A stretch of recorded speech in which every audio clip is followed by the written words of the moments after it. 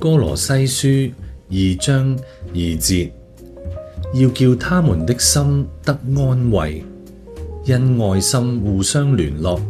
以致豐豐足足在悟性中有充足的信心，使他們真知神的奧秘，就是基督。我哋都想讓自己更像耶穌基督，但係呢一樣並唔係一步登天嘅事，而係需要有自信心，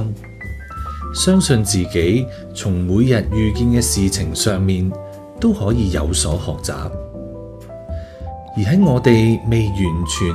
可以好似耶穌一樣愛人如己之前，其實安慰自己或者同身邊嘅人互相安慰，又係咪合適呢？咁就要睇安慰背後嘅動機啦。若然我安慰自己係安慰自己唔想愛人，冇所謂㗎，咁我哋就可能要檢視一下自己信基督嘅動機究竟係啲咩啦。但係若然我安慰自己係安慰並且知道自己呢一刻未能夠真正嘅愛人如己，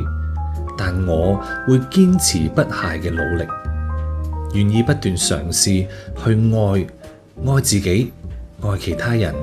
愛呢個世界嘅話，咁樣嘅安慰卻係一件美事。希望你越嚟越快樂，祝福你哋，我哋下一集再見。